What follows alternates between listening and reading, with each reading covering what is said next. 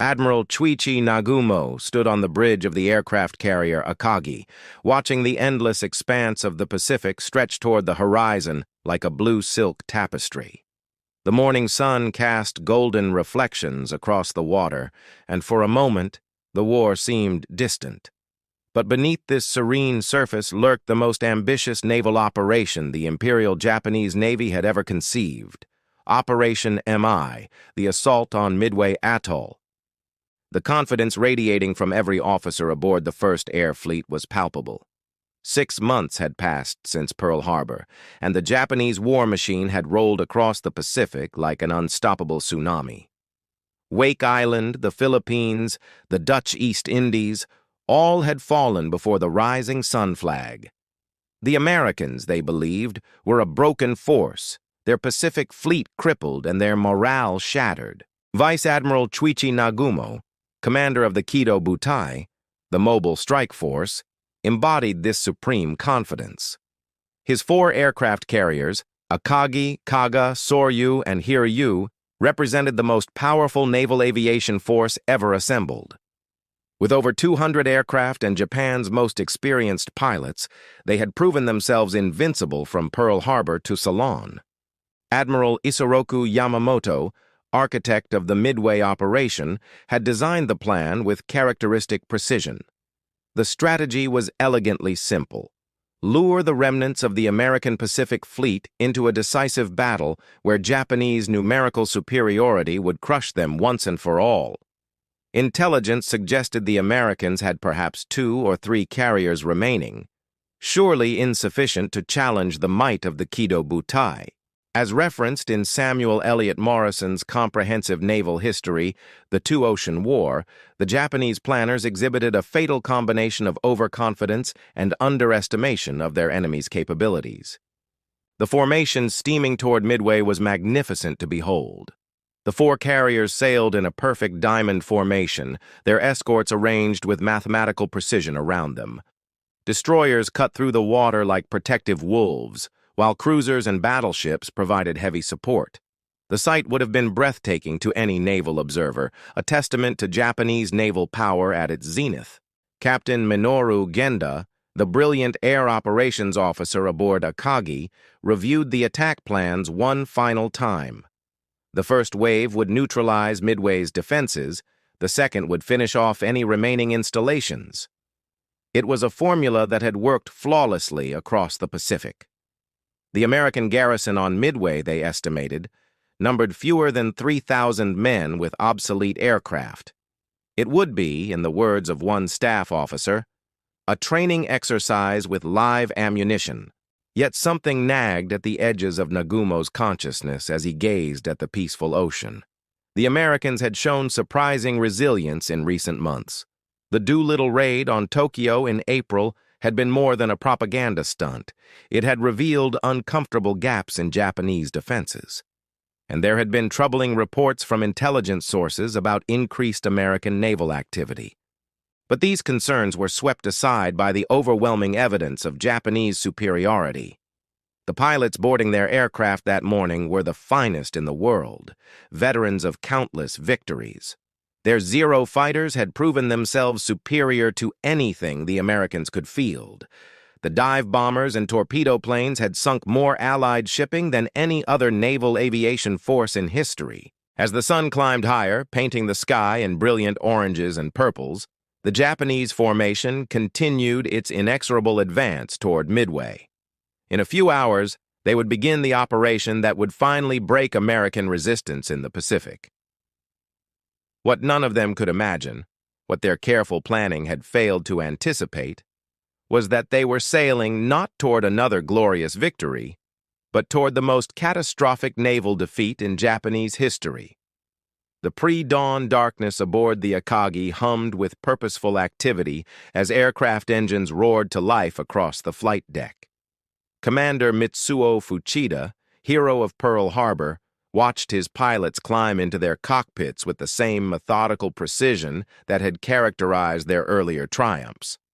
The first wave of 108 aircraft, 36 Nakajima B-5N Kate bombers, 36 Aichi D-3A Val dive bombers, and 36 Mitsubishi A6M0 fighters, prepared for what should have been a routine destruction of Midway's defenses. Lieutenant Joichi Tominaga led the formation as it lifted off into the gray morning sky, the sound of their engines fading into the distance as they headed toward the tiny speck of coral and sand that was Midway Atoll. Behind them, aboard the 4 carriers, maintenance crews prepared the second-wave aircraft, their bomb bays loaded with armor-piercing bombs designed to sink American warships, if any dared to show themselves. What the Japanese did not know, could not have imagined in their most pessimistic scenarios, was that Admiral Chester Nimitz had positioned his forces with the precision of a chess master preparing for checkmate.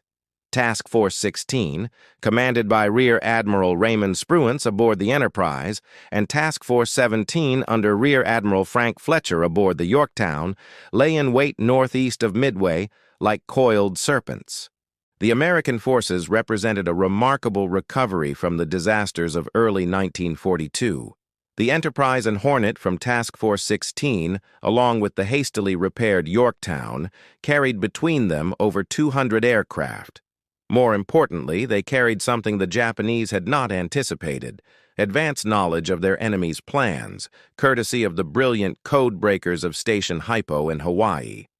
At 0534 hours, Midway's radar detected the incoming Japanese formation at a distance of 93 miles. Air raid sirens wailed across the tiny atoll as every available fighter scrambled to meet the threat. The obsolete Brewster Buffalo fighters and handful of Grumman Wildcats that rose to challenge Fuchida's pilots were hopelessly outclassed, but their sacrifice bought precious time. The Japanese attack on Midway unfolded with typical efficiency. Despite fierce resistance from the Marine defenders, Tominaga's bombers and dive bombers systematically destroyed fuel tanks, damaged the airfield, and eliminated much of the atoll's defensive capability. But as the Japanese aircraft withdrew, a troubling radio message crackled through the static to Admiral Nagumo aboard the Akagi. "There is need for a second attack wave." This simple sentence would prove to be the fulcrum upon which the entire battle turned. Nagumo faced an agonizing decision. His second-wave aircraft were armed with armor-piercing bombs and torpedoes for anti-ship operations, the weapons needed if American naval forces appeared. But Tominaga's message suggested that Midway's defenses remained dangerous to his returning aircraft. At 0715 hours, Nagumo made the fatal decision that would haunt Japanese naval aviation for the remainder of the war. He ordered the second-wave aircraft to be rearmed with high-explosive bombs for a second attack on Midway. Across the 4 carriers, ordnance crews began the laborious process of removing armor-piercing bombs and torpedoes, wheeling them to storage areas, and loading high-explosive ordnance. The flight decks became a maze of fuel hoses, ammunition, and bustling personnel. It was at this moment of maximum vulnerability that the radio room aboard the Akagi received another message that would shatter Japanese confidence forever. Enemy fleet sighted. 10 ships, bearing 010 degrees, distance 240 miles from Midway, course 150 degrees, speed over 20 knots. The message, transmitted at 0728 hours by a Japanese reconnaissance plane, sent shock waves through the command structure. American warships, including what appeared to be aircraft carriers, were operating in force far closer than intelligence had suggested possible. The carefully orchestrated plan was beginning to unravel, but Admiral Nagumo and his staff still believed they possessed overwhelming superiority. What they could not have foreseen was that even at that moment, American dive bombers were beginning their approach runs, diving out of the morning sun toward the heart of the Japanese formation. The scene aboard the Akagi had transformed from confident preparation to barely controlled chaos. Admiral Nagumo's staff huddled around charts and radio sets, trying to make sense of the rapidly deteriorating tactical situation.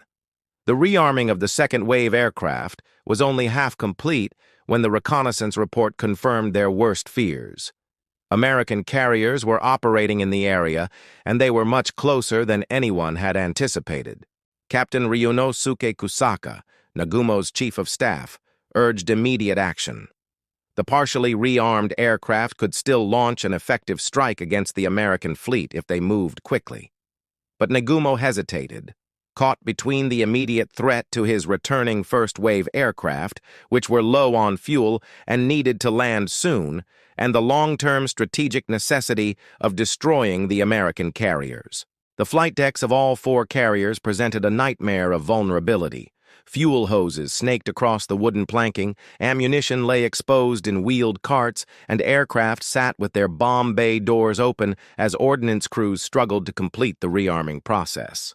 The normal 15-minute procedure had stretched to over an hour due to the confusion of changing mission priorities. Meanwhile, the first wave of American attacks began to materialize.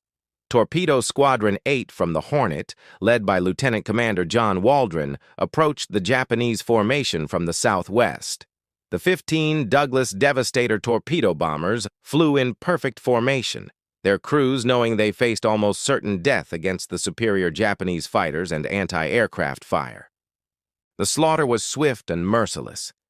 Zero fighters dove on the lumbering American torpedo planes like hawks attacking sparrows. One by one, the Devastators fell into the sea, their crews dying in flames or drowning in the Pacific swells. Within minutes, 14 of the 15 aircraft had been destroyed. Only Ensign George Gay survived, floating in his life jacket and witnessing the battle's climax from the water. The same fate befell Torpedo Squadron 6 from the Enterprise. Lieutenant Commander Eugene Lindsay's 14 aircraft attacked with desperate courage, but achieved no hits against the wildly maneuvering Japanese carriers. The Zeros and anti-aircraft fire claimed 10 of the torpedo bombers, leaving only 4 to limp back toward their carrier. By 09, 20 hours, the Japanese appeared to have weathered the American assault. The torpedo attacks had been costly failures, achieving nothing but the destruction of American aircraft and the deaths of brave air crews. Aboard the Akagi, confidence began to return. The American attacks had been uncoordinated and ineffective, surely proof that Japanese superiority remained intact. But the torpedo attacks, though failures in themselves, had served a crucial purpose that the Japanese could not have anticipated. They had drawn the Zero fighters down to sea level, leaving the high-altitude approaches undefended.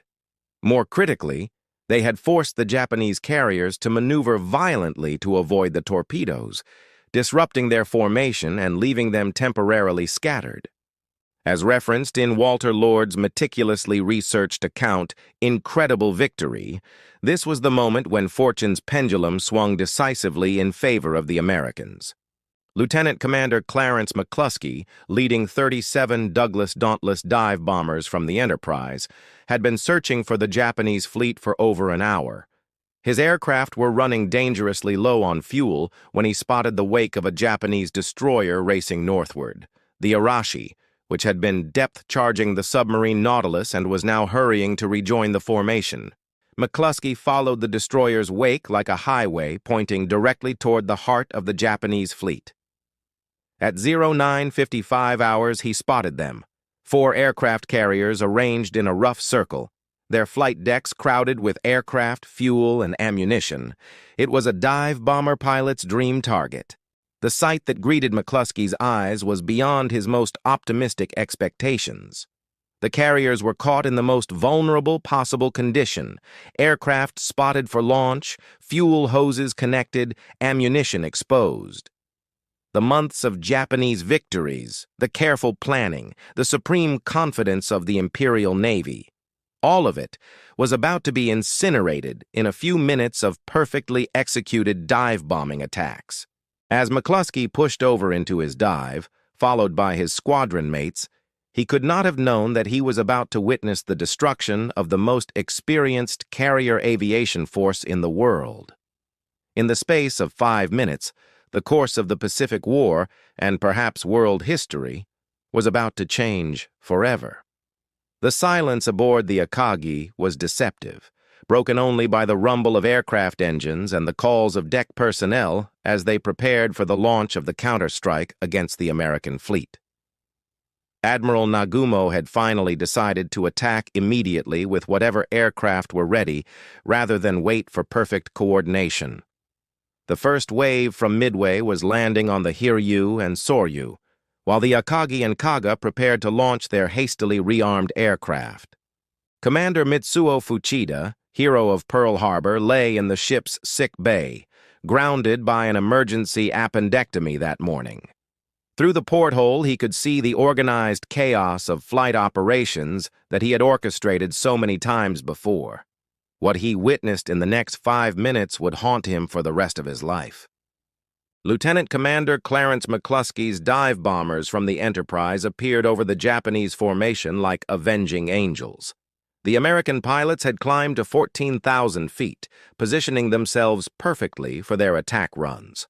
Below them, the 4 Japanese carriers continued their evasive maneuvers from the earlier torpedo attacks, their flight decks still crowded with armed aircraft and fuel hoses. McCluskey selected the Kaga as his primary target, the massive converted battleship presenting an irresistible target. At exactly 1022 hours, he pushed over into his dive, his Dauntless screaming toward the carrier at a near vertical angle. Behind him, his wingmen followed in perfect sequence, their 1,000-pound bombs armed and ready. The first bomb struck the Kaga amidships, penetrating the flight deck and exploding in the upper hangar among the fueled and armed aircraft. The detonation created a chain reaction of fuel fires and secondary explosions that turned the carrier's interior into a raging inferno. Within seconds, the ship that had participated in Pearl Harbor was transformed into a floating crematorium. Simultaneously, Lieutenant Commander Maxwell Leslie's dive bombers from the Yorktown materialized over the Soryu. Leslie had lost his bomb due to an electrical malfunction, but his squadron mates pressed home their attacks with deadly precision. 3 direct hits in rapid succession broke the carrier's back and started fires that would consume her within hours. The Akagi, flagship of the Kido Butai, suffered perhaps the most devastating attack of all. Lieutenant Richard Best, leading his section from the Enterprise, placed his 1,000-pound bomb directly in the center of the flight deck. The explosion occurred among the aircraft being prepared for launch, their fuel tanks full and their ordnance armed. The resulting fireball engulfed the entire forward portion of the ship. Admiral Nagumo watched in stunned horror as his flagship transformed into a pillar of fire and smoke.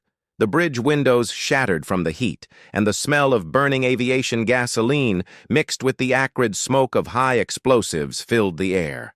Staff officers who had been confidently planning the destruction of the American fleet moments before now stared at the destruction of their own force with disbelieving eyes. According to Gordon Prange's definitive account, Miracle at Midway, the psychological impact of witnessing 3 fleet carriers destroyed in the span of 5 minutes was as devastating to Japanese morale as the material losses themselves. Captain Taijiro Aoki, commanding officer of the Akagi, made the agonizing decision to order abandon ship. The carrier that had led the attack on Pearl Harbor, that had ranged across the Pacific as the flagship of Japanese naval aviation, was dying. Sailors who had served aboard her for years wept openly as they prepared to leave their ship for the final time. On the Kaga, Captain Jisaku Okada faced an even more desperate situation. The multiple bomb hits had started fires that the damage control parties could not contain. Explosions from cooking off ammunition shook the ship continuously, and the list to starboard increased with each passing minute. The order to abandon ship came at 1100 hours, but many of her crew were already trapped below decks by the spreading fires. The Soryu, smallest of the 4 carriers, was perhaps the most tragic loss. Many of her aircraft had just returned from the Midway strike and were trapped on deck when the bombs hit. Pilots who had survived the morning's combat now found themselves fighting for their lives against an enemy they could not see, fire, smoke, and the inexorable forces of destruction that consumed their ship. Within the span of 5 minutes, from 1022 to 1027 hours, 3/4 of the Japanese striking force had been eliminated. The Kido Butai, which had terrorized the Pacific for 6 months, had been broken by a handful of American dive bomber pilots who had found their targets at exactly the right moment. Only the Hiryu remained operational, and aboard her, Rear Admiral Taman Yamaguchi prepared for what he knew would be a desperate counterattack. The Japanese Empire's most experienced carrier pilots were dead or dying, their aircraft destroyed, their ships sinking beneath the Pacific swells. But the war was not yet over, not while a single Japanese carrier remained capable of striking back. Rear Admiral Taman Yamaguchi stood on the bridge of the Hiryu, the sole survivor of what had been the most powerful naval aviation force in the world just 3 hours earlier. Black smoke columns from his 3 sister ships stained the horizon, marking the funeral pyres of Japanese naval supremacy. But Yamaguchi, known throughout the fleet for his aggressive fighting spirit, was not yet ready to concede defeat. The Hiryu had escaped the devastating American dive bomber attacks through sheer fortune. She had been operating slightly separated from the main formation when McCluskey's bombers struck. Now she represented the last hope of salvaging something from the wreckage of Operation MI. With 18 dive bombers and 6 fighters remaining operational, Yamaguchi ordered an immediate counterattack against the American fleet. Lieutenant Michio Kobayashi led the strike force as it lifted off from the Hiryu's flight deck at 1300 hours. The pilots knew the desperate nature of their mission. They were flying not just to inflict damage on the enemy, but to restore honor to the Imperial Navy and avenge their fallen comrades. The sight of their burning sister ships had filled them with a cold fury that transcended tactical considerations. The American fleet, riding high on their morning victory, maintained their northwesterly course toward the Japanese formation. Aboard the Yorktown, Admiral Fletcher coordinated the continuing search for surviving enemy carriers while his ships recovered the returning dive bombers. The euphoria of their stunning success was tempered by the knowledge that at least one Japanese carrier remained operational. Kobayashi's formation located the American task force at 1400 hours. The Yorktown, slightly separated from the Enterprise and Hornet, presented the most attractive target. The Japanese pilots, veterans of Pearl Harbor and the campaigns across the Pacific, pressed their attack with the skill and determination that had made them legendary. The first wave of Japanese dive bombers screamed down on the Yorktown from 14,000 feet. Despite the efforts of her combat air patrol of Wildcat fighters and the intensive anti-aircraft fire from the entire task force, 3 bombs found their target.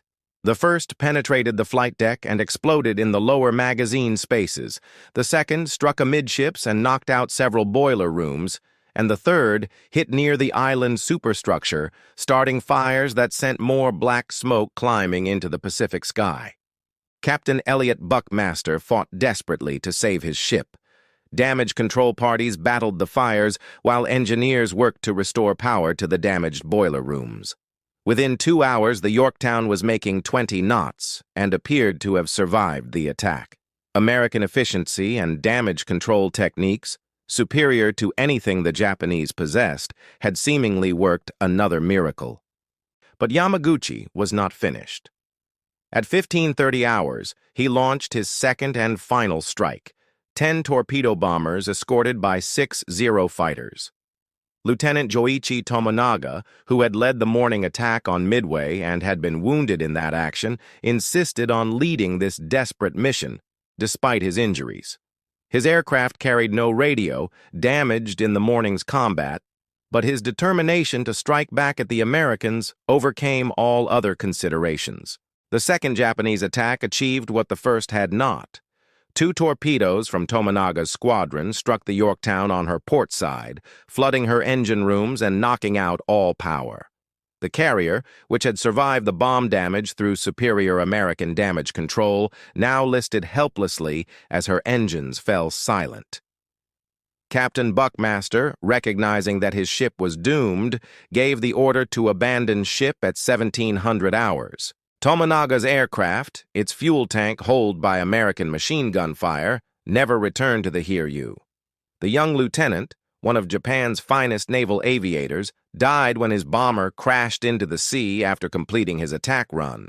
His sacrifice epitomized the desperate courage of Japanese airmen who knew they were fighting a lost cause but continued to press their attacks with samurai dedication. Yamaguchi's counterattacks had achieved a measure of revenge. The Yorktown, veteran of the Coral Sea and now Midway, was sinking beneath the Pacific swells, but the cost had been prohibitive. The Hiryu now had only 5 operational aircraft remaining, her strike capability reduced to almost nothing. The morning's disaster had not been reversed. It had merely been punctuated with a final, defiant gesture. As evening approached, the balance sheet of the day's fighting became clear. The Japanese had lost 3 fleet carriers and most of their experienced aircrew. The Americans had lost 1 carrier, but retained 2 fully operational flat tops with most of their air groups intact. More importantly, American industrial capacity could replace the Yorktown within months, while Japanese shipyards would require years to rebuild their carrier force. Years the Empire did not have. Aboard the Hiryu, Admiral Yamaguchi prepared for the final act of the tragedy. With no hope of escape and no possibility of reinforcement, the last Japanese carrier at Midway would soon join her sisters in the depths of the Pacific. The sun began its descent toward the western horizon as Admiral Raymond Spruance, now commanding the American task force after Admiral Fletcher's transfer from the damaged Yorktown, contemplated the most crucial decision of his naval career. Intelligence reports confirmed that 1 Japanese carrier remained operational, the Hiryu, which had already demonstrated her continued threat with 2 successful attacks on the Yorktown. The question facing Spruance was whether to pursue and finish off this last enemy ship or preserve his remaining forces for future operations. The tactical situation favored caution. The Japanese still possessed powerful surface forces in the area, including battleships and cruisers that could devastate American ships in a night engagement. Moreover, Spruance's pilots were exhausted from the morning's combat and the afternoon's recovery operations. Yet the opportunity to eliminate the final Japanese carrier was too tempting to ignore. At 1700 hours, Spruance made his decision. Enterprise and Hornet would launch one final strike against the Hiryu, accepting the risks involved in order to complete the destruction of Japanese carrier aviation at Midway. The decision demonstrated the aggressive mindset that had transformed American naval tactics from the defensive posture of early 1942 to the offensive campaigns that would characterize the remainder of the Pacific War. Lieutenant Commander Clarence McCluskey, hero of the morning attacks, was grounded due to fuel exhaustion from his earlier mission. Command of the strike fell to Lieutenant Earl Gallagher from the Enterprise and Lieutenant Commander Robert Johnson from the Hornet. 24 dive bombers, escorted by 16 fighters, formed up over the American task force as the shadows lengthened across the Pacific. Aboard the Hiryu, Admiral Yamaguchi and Captain Tomeo Kaku prepared for their ship's final battle. The carrier's remaining aircraft had been launched in the afternoon strikes, leaving her flight deck empty except for maintenance equipment and fuel hoses. Damage control parties stood ready at their stations, knowing that the ship's survival depended on their skill and courage. The American strike force located the Hiryu at 1800 hours, the Japanese carrier steaming in a tight formation with her escorts. The setting sun painted the sky in brilliant oranges and purples, creating an almost peaceful scene that belied the deadly nature of the approaching attack. For a moment, the war seemed to pause as both sides appreciated the natural beauty of the Pacific sunset.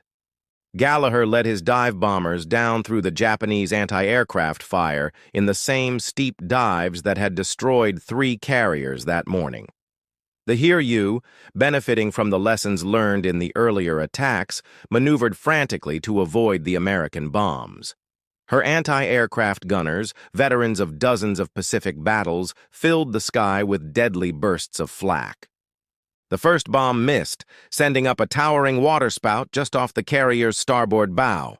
The second struck the forward elevator, penetrating to the hangar deck and starting fires among the aviation fuel storage tanks. The third and fourth bombs hit in rapid succession, one destroying the island superstructure and the other penetrating to the lower decks where it exploded among the ship's ammunition magazines. Within minutes, the Hiryu was transformed from a fighting ship into a floating inferno.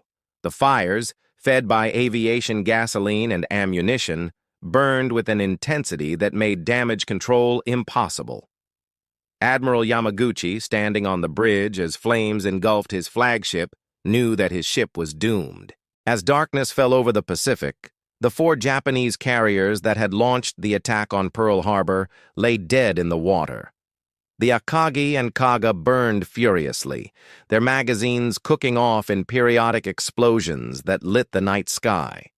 The Soryu had already slipped beneath the waves, carrying with her most of her crew and many of Japan's finest naval aviators. Now the Hiryu joined them in their death agonies, her hull glowing red-hot from the internal fires. Captain Kaku made the final decision shortly after midnight.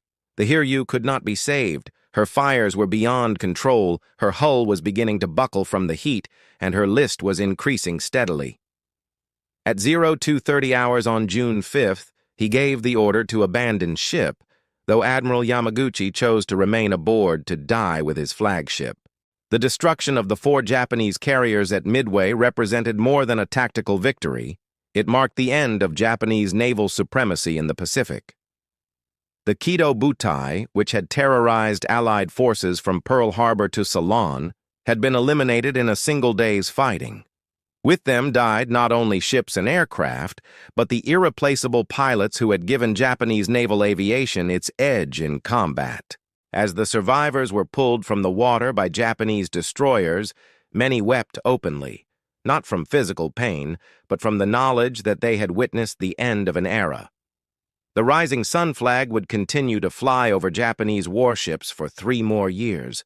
But never again would the Imperial Navy operate with the confidence and power that had characterized the first 6 months of the Pacific War. The Japanese planners who had conceived Operation MI had failed to imagine that their impregnable formation could be shattered so completely. Their careful calculations, their overwhelming confidence, their belief in Japanese superiority, all had been reduced to smoking wreckage drifting on the Pacific swells. Admiral Isoroku Yamamoto stood alone on the bridge of the super battleship Yamato, his face a mask of controlled anguish as radio reports confirmed the destruction of his carefully planned operation. The man who had masterminded Pearl Harbor, who had warned his government that Japan could run wild in the Pacific for only 6 months to a year, now faced the reality that his prediction had proven devastatingly accurate. The main body of the combined fleet, including Yamamoto's powerful battleships, had remained hundreds of miles to the west during the carrier battle, following a plan that dispersed Japanese forces when concentration might have achieved victory. Now, as dawn broke over the Pacific, these magnificent warships could only serve as rescue vessels for the survivors of the greatest naval disaster in Japanese history. Lieutenant Commander Edwin Layton's intelligence section had provided Admiral Nimitz with perhaps the greatest intelligence coup in naval warfare history. By breaking the Japanese naval code JN-25, American cryptographers had given their fleet commanders almost complete knowledge of enemy plans and dispositions. What the Japanese had conceived as a surprise attack had become a carefully prepared ambush. The human cost of the Japanese defeat was staggering beyond mere numbers. Captain Aoki of the Akagi, Captain Okada of the Kaga, Captain Yanagimoto of the Soryu, and Admiral Yamaguchi of the Hiryu, all had chosen death over the dishonor of losing their commands. With them died over 3,000 Japanese sailors and airmen, including many of the Navy's most experienced pilots. But the material losses, catastrophic as they appeared, paled beside the psychological impact of the defeat. For 6 months, Japanese forces had advanced from victory to victory, creating an aura of invincibility that had demoralized Allied resistance throughout the Pacific. Now, in a single day, that myth had been shattered as completely as the 4 burning carriers. Commander Minoru Genda, the brilliant tactician who had planned the Pearl Harbor attack, survived the sinking of the Akagi, but would spend the remainder of the war trying to rebuild Japanese naval aviation from the ashes of Midway. The task proved impossible. American industrial capacity, fully mobilized by 1943, produced new carriers and aircraft faster than Japanese shipyards and factories could replace their losses. The strategic implications extended far beyond the immediate tactical situation. Operation MI had been designed to force the decisive battle that would eliminate American naval power in the Pacific. Instead, it had eliminated Japanese carrier aviation as an effective fighting force and handed the strategic initiative to the United States. The planned invasions of Fiji, Samoa, and New Caledonia were canceled, and Japanese forces found themselves fighting a defensive war they were not equipped to win. Admiral Chester Nimitz, receiving the victory reports at his Pearl Harbor headquarters, understood immediately that the balance of power in the Pacific had shifted permanently. The patient defensive strategy that had preserved American forces through the dark months of early 1942 could now give way to the offensive campaigns that would carry American forces across the Pacific to the shores of Japan itself. The Japanese pilots who survived Midway spoke in hushed tones of American dive bombers appearing like black snow against the morning sky. They described the impossible accuracy of the enemy attacks, the way entire squadrons of aircraft disappeared in balls of fire and smoke, the helpless feeling of watching their floating air bases burn and sink beneath them. These accounts, whispered in pilots' ready rooms and naval bases across the Pacific, did more to undermine Japanese morale than any American propaganda could have achieved. Emperor Hirohito, learning of the disaster in his palace in Tokyo, reportedly observed that the tide of war has turned. The divine wind that Japanese mythology promised would protect the homeland from foreign invasion had failed to materialize. Instead, the Americans had demonstrated that Japanese naval power, for all its early victories, was not invincible. The Battle of Midway marked the beginning of the end for the Japanese Empire. From this point forward, every major engagement would see American forces growing stronger while Japanese capabilities diminished. The road to Tokyo Bay and the final surrender ceremonies aboard the battleship Missouri stretched ahead through 3 more years of increasingly desperate fighting. But the outcome had been decided in those 5 crucial minutes when American dive bombers found the Japanese carriers with their decks crowded with fuel and ammunition. The Japanese planners who had designed Operation MI with such meticulous care had failed to imagine that their impregnable formation could be shattered so completely. Their calculations had been perfect, their preparations thorough, their confidence absolute. But war is ultimately about human beings making life-and-death decisions under impossible pressure. And on June 4, 1942, the Americans made better decisions at the crucial moments. As the survivors of the Kido Butai sailed back toward Japan aboard destroyers and cruisers, many carrying wounded comrades who would never fly again, they carried with them the knowledge that they had witnessed the end of Japanese dreams of Pacific dominance. The rising sun had set on Japanese naval aviation at Midway, and it would never rise to such heights again.